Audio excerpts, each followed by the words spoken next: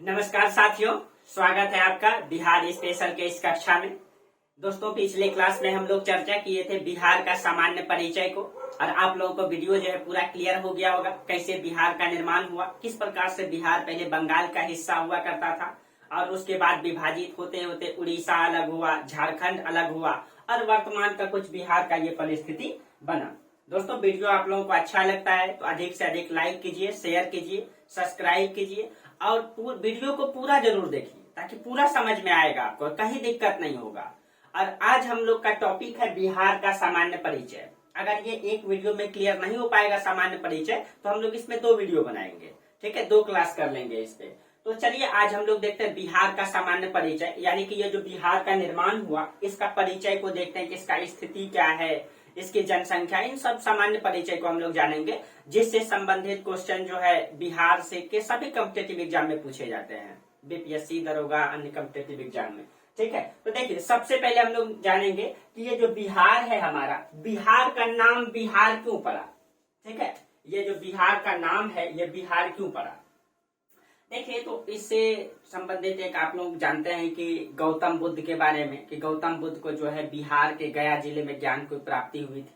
ठीक है, और जब उनको ज्ञान की प्राप्ति हुई थी तो वो लोग जो है कि भ्रमण करके अपना जो है कि अपनी बातों को जनता के सामने प्रकट करते थे, अपने धर्म का प्रचार प्रसार करते थे न। तो देखिए, जो गौतम बुद्ध का जन्म हुआ था वो वर्तमान के ये नेपाल में पड़ता है, यहाँ पे ये नेपाल में लुम्बिनी, ठीक है, यहाँ लुम्बिनी में पड़ता है, और लुम्बिनी में जन्म हुआ था उनका। और यहाँ से पहले ये नेपाल अलग नहीं था, पहले ये भारत सब एक ही भूमि का हिस्सा हुआ करता था। आज से लगभग 2500-2600 साल पहले की बात है। गौतम बुद्ध का जन्म लुम्बिनी में हुआ था और वो ज्ञान जो है कि लेने के लिए, यानी कि मेडिटेशन करने के लिए कहाँ आ गए थे, तो वर्तमान के बिहार के गया जिले आ गए थे। वहीं उनको ज्ञान की प्राप्ति हुआ बिहार के गया में, इसीलिए गया का नाम जो है बोध गया भी हो गया। ठीक है, तो गया में ज्ञान की प्राप्ति हुआ, तो उसने जो है ज्ञान की प्राप्ति के बाद गौतम बुद्ध ने क्या किया, अपना मतलब विचारों को, उनको जो ज्ञान की प्राप्ति हुआ था कि संसार में सर्वत्र दुख ही दुख है, दुख का कारण है, दुख का विरोध किया जा सकता है, दुख विरोध के मार्ग हैं, यानी वो कहे कि संसार में सब जगह दुख है। जैसे उसने उदाहरण दिए, जैसे कहे कि जब मेरा मतलब हमको जो सबसे अधिक प्यारा लगता है, जो हमको सबसे अधिक प्यारा लगता है, वो जब मिलता है तो बहुत खुशी होता है, बहुत खुशी होता है। चाहे आपकी प्रेमिका रहे, चाहे आपकी कोई भी रहे, जब जो आपसे बहुत प्रिय है, आपके माता पिता, लंबे दिनों के बाद जब मिलते हैं तो बहुत मतलब खुशी की अनुभूति होती है। लेकिन जब हमारा दुश्मन कोई मिल जाता है, ठीक है, हमारा दुश्मन जब कोई मिल जाता है तो मतलब रास्ता में आने से पहले अंदर अंदर कहीं न कहीं दुख होता है।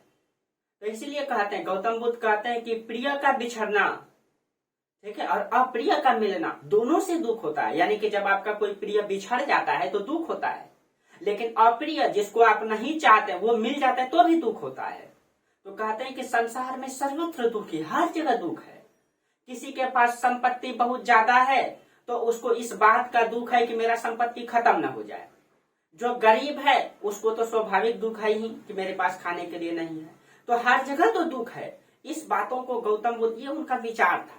ठीक है, तो इन बातों को अपनी मतलब, और कई सारा विचार है दोस्तों, मेरा एंशिएंट हिस्ट्री का क्लास देख लीजिएगा, उसमें मैं गौतम बुद्ध के बारे में पूरा पढ़ाया हूँ, अच्छा से एकदम बेहतर तरीके से, आप लोग उसमें देख लीजिएगा। ठीक है, तो इस बातों का प्रचार प्रसार वो इन क्षेत्रों में कर रहे थे। तो जब इन क्षेत्रों में जब कर रहे थे प्रचार प्रसार, तो उनके बहुत सारे अनुयायी हुए, यानी शिष्य बने। तो वो लोग जो प्रचार प्रसार करने के लिए जहां रुकते थे, ठीक है, जहां रुकते थे, रुकने का जहां मतलब उस प्रकार झोपड़ी टाइप का बना के रुकते थे, उसको विहार कहा जाता था। ठीक है, तो इस क्षेत्र जहां जहां जंगलों में वो लोग रुकते थे, यहाँ पैदल यात्रा करते थे, हर जगह जाते थे, हर जगह अपना एक कुटिया बना के रहते थे, तो उस कुटिया को विहार कहा जाता था। ठीक है, जहां वो रुकते थे उसको विहार कहा जाता था। ठीक है, और जहां वो लोग पूजा करते थे उसको चैत्य कहा जाता था, जहां वो लोग पूजा करते थे। और जहां उसको दफना करके, ठीक है, उस पे जो टीला बना दिया जाता है उसको स्तूप कहा जाता है। ध्यान में रखिएगा, इससे भी क्वेश्चन पूछता है। तो जहां वो लोग रुकते थे तो उसको विहार, जहां पूजा करते थे उसको चैत्य, जहां उसको दफना करके या उसके अवशेष पर टीला बना दिया गया उसको जो है स्तूप कहा जाता था। ठीक है, इससे संबंधित क्वेश्चन इस बार भी यूपीएससी में पूछा गया है, पीटी में 23 वाला में। ठीक है। तो इस कई मतलब वो गौतम बुद्ध लोग जहाँ रुकते थे उनको विहार कहा जाता था। तो इस क्षेत्रों में वो कई जगह रुके गए, कई स्थान में ढेर सारा विहार का निर्माण हो गया। इसी कारण से इस क्षेत्र का नाम ही क्या पड़ गया, विहार से हो गया बिहार। ठीक है, यानी गौतम बुद्ध का बहुत मतलब उसके अनुयायी सब जहां जहां रुकते थे वहां वहां विहार का निर्माण करते थे। और इस क्षेत्रों में पूरा प्रचार प्रसार अधिक मात्रा में किए, बहुत सारा विहार का निर्माण हो गया। इसीलिए इस क्षेत्र का नाम बिहार से क्या हो गया, बिहार। ठीक है, और ऐसे विहार का अर्थ होता है घूमना, भ्रमण करना। ठीक है, ये होता है। तो इस प्रकार से बिहार का नाम क्या पड़ गया, बिहार पड़ गया। ठीक है, देखिए उसके बाद बिहार की अवस्थिति, इन सब चीजों को आपको ध्यान में रखना है। अवस्थिति यानी बिहार की स्थिति कहाँ है, तो देखिए बिहार जो है भारत के मानचित्र पर कुछ यहाँ पे है, इस प्रकार से है। ठीक है, अब इतना बड़ा तो है नहीं लेकिन ये बना दिए, यहाँ पे बिहार है। अगर हम इसको बांट दें तो ऐसे भारत को दो भागों में बांट दें, उत्तर और दक्षिण। तो देखिए बिहार उत्तर में हो गया, ठीक है, उत्तर में। और ऐसे करके अगर बीचों बीच बांट दें ऐसे करके, ठीक है, तो इधर देखिए पूरब और पश्चिम। तो बिहार का स्थिति क्या हो गया, तो उत्तर और पूरब हो गया। तो देखिए भारत के उत्तरी पूर्वी भाग के, है ना, यानी कि उत्तरी पूर्वी भाग के मध्य एवं निम्न गंगा के बेसिन में स्थित है। अब मध्य और निम्न गंगा का बेसिन क्या है, ठीक है, देखिए बिहार के बीचों बीच गंगा नदी गुजरती है, एकदम समझना है, रचना बिल्कुल भी नहीं है। बीचों बीच गंगा नदी गुजरती है। गंगा नदी तो कई राज्यों से गुजरती है, जैसे उत्तराखंड, यूपी, बिहार, झारखंड, सॉरी ये पश्चिम बंगाल होते हुए जो है कि बंगाल की खाड़ी में गिर जाती है। अब देखिए इस द्रव्यान में अगर यहाँ पे हम थोड़ा सा मैप बना दें ऐसे करके, ये मान लीजिए गंगा है, बिहार के बीचों बीच गुजरी, तो यहाँ पे लिखा गया मध्य एवं निम्न गंगा का मैदान। ये जो गंगा का मैदान है दोस्तों, इसको 3 भागों में बांटा गया है। उत्तर प्रदेश के इलाहाबाद से पश्चिम, इसको अपर गंगेटिक प्लेन कहा जाता है, यानी ऊपरी गंगा का मैदान। इलाहाबाद से लेकर के, ठीक है, महानंदा नदी बिहार का जो सीमा बनाती है, इसको मध्य गंगा का मैदान कहा जाता है। और महानंदा नदी से लेकर के बंगाल की खाड़ी तक जो है उसको निम्न गंगा का मैदान कहा जाता है। ठीक है, तो मान लीजिए ये गंगा आप लोग समझ गए होंगे वहां भी। ठीक है, देखिए ये मान लीजिए गंगा है, ठीक है, तो इलाहाबाद से लेकर के महानंदा नदी, इसी में बिहार आ गया यहीं पे। ठीक है, तो बिहार मध्य गंगा, इसको देखिए इलाहाबाद से लेकर के महानंदा नदी की सीमा तक, ठीक है, इसको इस बीच में मध्य गंगा, इधर हो गया अपर गंगा, निम्न गंगा। तो देखिए निम्न, इधर हो गया अपर, सॉरी मध्य और ऊपरी गंगा का मैदान, 3 भागों में बांटे। तो बिहार जो है मध्य और निम्न, निम्न का कुछ हिस्सा बिहार में पड़ता है, ठीक है, निम्न का कुछ हिस्सा बिहार में पड़ता है गंगा का मैदान का। तो ध्यान में रखिएगा, कॉन्सेप्ट है ये। ठीक है, तो देखिए उत्तरी पूर्वी भाग के मध्य और निम्न गंगा के बेसिन में बिहार पड़ता है। तो देखिए यहाँ से एकदम पहले, यहाँ इलाहाबाद तो इधर पड़ेगा आपका, इलाहाबाद से यहाँ तक ये हो गया मध्य गंगा, और थोड़ा सा ये वाला इलाका निम्न गंगा में पड़ता है। ठीक है, तो ये हो गया निम्न गंगा के बेसिन में। आप लोग को समझ में आ गया होगा। ठीक है, अब जहां समझ में नहीं आप लोग कमेंट कीजिएगा। तो बिहार की अवस्थिति जो है भारत के उत्तरी पूर्वी भाग के मध्य और निम्न गंगा के बेसिन में पड़ता है। ठीक है, इसका जो अगर ज्यामितीय आकार को देखा जाए तो कुछ ये आयताकार प्रकार का दिखाई देता है ना, ये देखिए मतलब ये आयताकार है, यानी कि इसकी चौड़ाई ज्यादा है और लंबाई कम है, तो आयताकार है। ठीक है, अब देखिए इसकी जो समुद्र तल से ऊंचाई है ये 173 फीट है, या मीटर में देखेंगे 73 मीटर है। और समुद्र तल से दूरी जो है 200 किलोमीटर है। देखिए जो 200 किलोमीटर ये बंगाल की खाड़ी से है। ठीक है, क्योंकि बिहार जो है समुद्र के किनारे तो है नहीं, तो समुद्र तो यहाँ पे पड़ता है बंगाल की खाड़ी, यहाँ से इसकी दूरी 200 किलोमीटर है। ठीक है, ये ध्यान में रखिएगा, बंगाल की खाड़ी से। अब देखिए बिहार का क्षेत्रफल कितना है, तो 94,163 वर्ग किलोमीटर है इसका बिहार का पूरा क्षेत्रफल। पूरे भारत का क्षेत्रफल कितना है, 32,87,263 वर्ग किलोमीटर क्षेत्रफल है। बिहार का क्षेत्रफल है 94,163। ठीक है, ये ध्यान में रखेगा। और ये पूरे भारत का कुल क्षेत्रफल का कितना है, 2.86%। पूरे भारत का, यानी कि भारत में पूरे 28 राज्य और 8 केंद्र शासित प्रदेश को मिला करके अगर देखा जाए तो 100%, उसमें बिहार का योगदान कितना है, 2.86%। ठीक है, अब देखिए क्षेत्रफल की दृष्टि से जो है बिहार भारत का 13वां राज्य है। सबसे बड़ा राज्य आप लोगों को पता है कि राजस्थान है। ठीक है, राजस्थान है सबसे बड़ा राज्य, दूसरा बड़ा महाराष्ट्र है, तीसरा जो है उत्तर प्रदेश, चौथा जो है मध्य प्रदेश। इस प्रकार से जो है बिहार का स्थान 13वां है। ठीक है, तेलंगाना बनने के बाद, पहले तेलंगाना नहीं बना था, आंध्र प्रदेश से विभाजित नहीं था, बिहार 12वां राज्य था। लेकिन जब तेलंगाना अलग हो गया तब बिहार 13वां राज्य हो गया। क्षेत्रफल की दृष्टि से भारत में 13वां स्थान है बिहार का। ठीक है, अब देखिए इसकी अगर लंबाई की बात करें 345, नॉर्थ से साउथ, यानी कि लंबाई का मतलब नॉर्थ, उत्तर से दक्षिण इसकी लंबाई कितना है, उत्तर से दक्षिण है 345, यानी कि यहाँ से पूरा यहाँ तक जो इसकी लंबाई है 345 किलोमीटर है। ठीक है, अब चौड़ाई की बात करें तो 483, यानी कि यहाँ से यहाँ तक इसकी जो दूरी है ये वाला, ये 483 किलोमीटर है। ठीक है, यानी इस छोर से इस पूरब से पश्चिम जो है इसका 483 और उत्तर से दक्षिण 345 किलोमीटर है।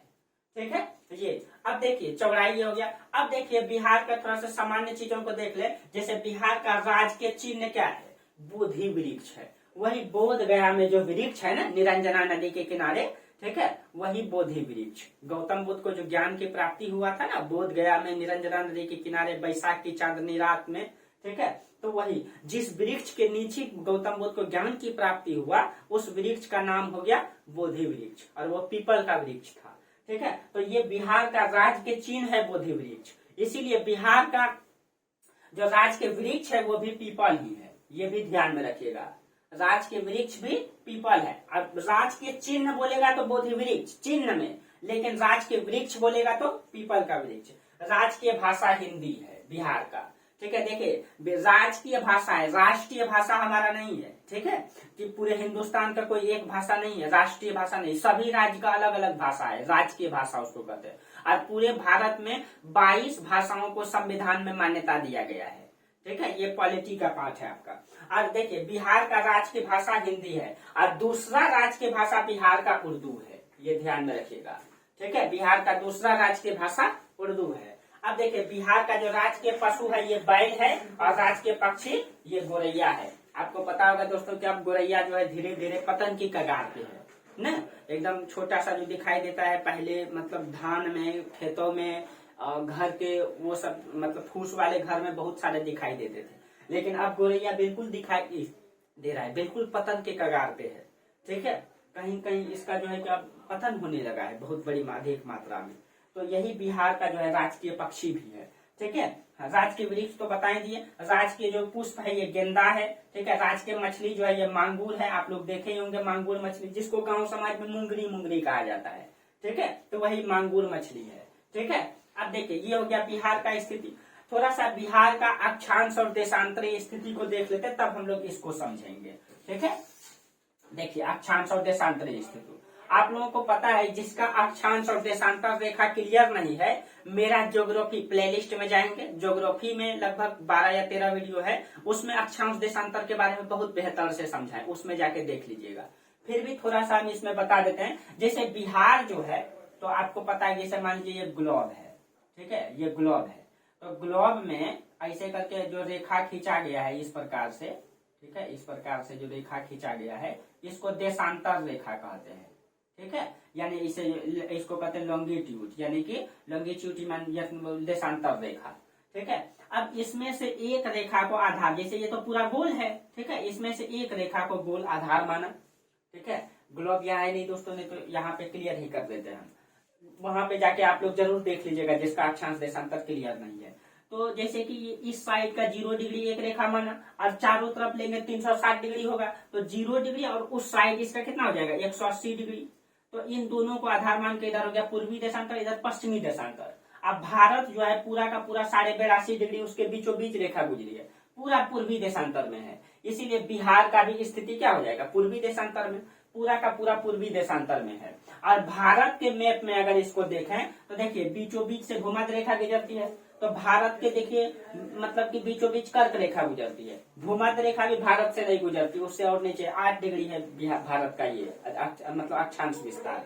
ठीक है, तो देखिए जो ये कर्क रेखा जो ये 23.5 डिग्री से गुजरा हुआ है, तो ये बिहार से नहीं गुजरती है, झारखंड से गुजरती है। ठीक है, इसका मतलब है इसका जो स्थिति होगा कहीं न कहीं ये, और ये 82.5 डिग्री जो देशांतर रेखा है ये भारत के बीचों बीच से गुजरी है। भारत के बीचों बीच से। अब बिहार जो है ये बिहार से मतलब ये जो भारत का जो समय चलता है 82.5 डिग्री से, इससे और पूरब में है। इसका मतलब इसके बाद ही होगा। तो देखिए बिहार का जो पश्चिमी देशांतरी विस्तार है ये 83 डिग्री 19 मिनट 50 सेकेंड। ठीक है, ये पश्चिमी लेकिन है ये पूर्वी, यानी कि ये पूर्वी देशांतर का बिहार का पश्चिमी हिस्सा हो गया। ठीक है, और बिहार का मतलब पूर्वी देशांतर बोले तो 88 डिग्री 17 मिनट 40 सेकेंड बिहार का ये देशांतरी स्थिति। और अक्षांश स्थिति देखें तो 24 डिग्री 20 मिनट 10 सेकेंड, क्योंकि 23.5 डिग्री तो बिहार से गुजरती नहीं है, तो उससे ऊपर जाएंगे 24 ही आएगा, तो 24 डिग्री 20 मिनट 10 सेकेंड जो है बिहार का दक्षिणी अक्षांश है। अब बिहार का उत्तरी अक्षांश देखें तो 27 डिग्री 31 मिनट 15 सेकेंड है। ठीक है, ये बिहार का दक्षिणी और उत्तरी अक्षांश की स्थिति, और ये देशांतरीय स्थिति हो गया बिहार का। ठीक है, जिसका अक्षांश देशांतर क्लियर नहीं है वो मेरा ज्योग्राफी में जाके देख लेंगे। चलिए ये आप लोगों का क्लियर हो गया होगा। अब देखिए उसके बाद देखिए अब थोड़ा सा हम लोग प्रशासन की ढांचा को अगर हम लोग समझ ले बिहार का। ठीक है, तो जैसे कि पूरे देश को क्या किया गया है नीचे से समझिए। जैसे पहले बता देते हैं, देश को बांटा गया राज्य में, राज्य को बांटा गया प्रमंडल में, प्रमंडल को जिला में, जिला को अनुमंडल में, अनुमंडल को प्रखंड में, प्रखंड को ग्राम पंचायत और वार्ड में। आप लोग इतना तो समझते होंगे कि वार्ड गांव तो सब जानते हैं, कई सारा वार्ड मिलाकर के एक गांव बनता है न। जैसे वार्ड में होता है वार्ड मेंबर, और वार्ड मेंबर से ऊपर होता है पंचायत, ग्राम पंचायत, जिसमें मुखिया जी होते हैं। ठीक है, तो वार्ड कई सारा वार्ड मिल जाता है तो ग्राम पंचायत बनता है, और कई सारा ग्राम पंचायत मिलकर के क्या बनता है प्रखंड बनता है। आप लोग सब जानते हैं प्रखंड। अब कई सारा प्रखंड मिल जाता है, ठीक है, तो उसको अनुमंडल बना दिया गया है। प्रखंड को 3-4 प्रखंड को मिलाकर के अनुमंडल बना दिया गया, और कई सारा अनुमंडल को मिलाकर के जिला बना दिया गया, उसको प्रशासन में सुविधा के लिए बांटा गया है। और कई सारा जिला मिलाकर के प्रमंडल बना दिया, कई सारा प्रमंडल से राज्य बन गया, राज्य से कई सारा देश से जो है कि कई सारा राज्य को बना दिया है। तो देखिए राज्य तो बिहार है, बिहार को 9 प्रमंडल में बांटा गया है। आप लोग एटलस में जरूर देखिएगा, पूरे बिहार में 38 जिला है। ठीक है, उस 38 जिला को क्या किया गया है, 38 जिला का विभाजन कर दिया गया, 9 भागों में बांट दिया ताकि प्रशासन में सुविधा हो। जैसे तो बिहार में जो है जिला है 38 है। ठीक है, इस 38 जिला को क्या किया, और जिला का जो प्रमुख होता है यानी कि डीएम होता है ना, डिस्ट्रिक्ट मजिस्ट्रेट डीएम होता है, तो क्या किया 3, 4, 5 जिला मिला करके, ठीक है, उसको प्रमंडल बना दिया। तो पूरे बिहार में 9 प्रमंडल है। अगली क्लास में इसको पूरा क्लियर कर देंगे आपका। ठीक है, पूरे बिहार में 9 प्रमंडल है, यानी कि 4-5 जिला, जैसे कि मतलब पटना प्रमंडल में जो है 6 जिला है। ठीक है, यानी कि 6 जिला मिलाकर के एक प्रमंडल बना दिया गया। अब प्रमंडल का प्रमुख को कमिश्नर कहा जाता है, कमिश्नर। ठीक है, इसलिए इस प्रमंडल को कमिश्नरी भी कहा जाता है। ठीक है, तो राज्य के नीचे प्रमंडल, बिहार को 9 प्रमंडल में बांटा गया है टोटल। इसको अगले क्लास में पूरा क्लियर हो जाएगा, एकदम रखना नहीं है। आज जिला कितना है बिहार में, 38 जिला है। ठीक है, आज जिला का प्रमुख को क्या कहा जाता है, डीएम। आज जिला के नीचे होता है अनुमंडल, आप लोग इसको तो समझते ही होंगे। पूरे बिहार में 101 अनुमंडल है। ठीक है, 101। और अनुमंडल से नीचे, और अनुमंडल का प्रमुख को एसडीएम कहा जाता है, सब डिविजनल मजिस्ट्रेट। जब आप लोग बीपीएससी टॉप करेंगे ना, अच्छा रैंक लाएंगे, तो ये एसडीएम रैंक मिलेगा आपको। अगर आप प्रेफरेंस एसडीएम देंगे, प्रशासनिक में जाना चाहेंगे तो, पुलिस में जाना चाहेंगे तो डीएसपी बनेंगे आप। ठीक है, तो ये एसडीएम, ये अनुमंडल का प्रमुख होता है। अनुमंडल से नीचे होता है प्रखंड। ठीक है, तो पूरे बिहार में 534 प्रखंड, यानी इसी अनुमंडल को और बांट दिया गया। और प्रखंड का प्रमुख आपको पता है कि उसमें बीडीओ और सीओ साहब होते हैं। बीडीओ साहब क्या करते हैं, ब्लॉक का प्रमुख होते हैं, ब्लॉक डेवलपमेंट ऑफिसर। और सीओ साहब सर्किल ऑफिसर, यानी कि जितना भी भूमि से संबंधित मामला होगा, जमीन से संबंधित मामला होगा, वो सब सीओ साहब देखेंगे। और जितना भी प्रशासन से संबंधित मामला होगा वो बीडीओ साहब देखेंगे। ठीक है, तो वो प्रखंड में वो दोनों होते हैं, तो इसमें बीडीओ। ठीक है, तो ब्लॉक डेवलपमेंट ऑफिसर और यहाँ पे सर्किल ऑफिसर दोनों होते हैं। और प्रखंड के नीचे होता है ग्राम पंचायत। यहाँ तो आपको पता ही है, बिहार में पूरे ग्राम पंचायत की संख्या 8474 है। ग्राम पंचायत का प्रमुख जो है मुखिया जी होते हैं। ठीक है, और वार्ड, ग्राम पंचायत से नीचे वार्ड, और वार्ड में वार्ड मेंबर होते हैं, आपको पता ही है। ठीक है, तो ये कुछ प्रशासनिक ढांचा है बिहार का। तो बिहार राज्य एक है, 9 प्रमंडल में इसको बांटा गया है। जिला 38, 101 अनुमंडल, 534 प्रखंड। ठीक है, ग्राम पंचायत 8474। वार्ड आप लोग सर्च मार के देख लीजिएगा कितना है पूरे बिहार में। ठीक है, तो ये है आपका बिहार का प्रशासनिक ढांचा। तो ये आप लोग इतना समझ गए होंगे। देखिए उसके बाद देखिए अब ये जिला से संबंधित जो मतलब ये डाटा है इसको हम अगले क्लास में भी चर्चा करेंगे, लेकिन इसमें थोड़ा सा बता दें कि क्षेत्रफल के दृष्टि से बिहार का सबसे बड़ा जिला पश्चिमी चंपारण है। ठीक है, क्षेत्रफल की दृष्टि से ये वाला पश्चिमी चंपारण जिला है जहाँ गांधी जी आए थे। पहले विभाजित नहीं था, अभी 2 भागों में विभाजित है वो। और क्षेत्रफल की दृष्टि से सबसे छोटा जिला शिवहर है। ठीक है, सबसे छोटा जिला शिवहर है, एकदम यहीं पे पड़ता है, छोटा सा जिला है शिवहर। और जनसंख्या की दृष्टि से सबसे बड़ा जिला पटना है, सबसे अधिक जनसंख्या पटना में ही है। और जनसंख्या की दृष्टि से सबसे छोटा जिला शेखपुरा, आप लोग गए यहाँ पे शेखपुरा पड़ता है। ठीक है, तो ये कुछ डाटा था। अब देखिए बिहार की जनसंख्या जो है 2011 के अनुसार ये 10 करोड़ है। 10 करोड़ कितना हो गया, 40,99,452। उसमें जो मेल है यानी पुरुष की जनसंख्या इतना है और फीमेल की जनसंख्या इतना है। महिला कम है, ठीक है, पुरुष अधिक है। ठीक है, अब देखिए ये हो गया आपका। अब थोड़ा सा ये बता दें कि बिहार में जो लोकसभा सीट है यानी कि देश में जो है प्रधानमंत्री का चुनाव जो होता है लोकसभा होता है, 40 सीट है। बिहार में टोटल 38 जिला है, तो 38 लोकसभा सीट ऐसे ही हो गया। लेकिन 2 जिला में 2 लोकसभा सीट बनाया गया, जैसे पटना में 2 लोकसभा सीट है, पाटलिपुत्र और पटना साहिब। वैशाली में 2 मतलब की लोकसभा सीट है, वैशाली और हाजीपुर। ये ध्यान में रखिएगा, ये 2 जिला ऐसे हैं जिसमें 2 लोकसभा सीट है, बाकी सब में 1 लोकसभा सीट है। ठीक है, आप जिस जिले से उसमें 1 लोकसभा सीट है, वहां से 1 मतलब की सांसद जाएंगे जीत करके, जिसको भी आप चुनेंगे। ठीक है, आज देखिए बिहार में लोकसभा के लिए अनुसूचित जाति का जो सीट जो आरक्षित किया गया है वो 6 सीट आरक्षित है। उस 6 सीट में कौन कौन सा है?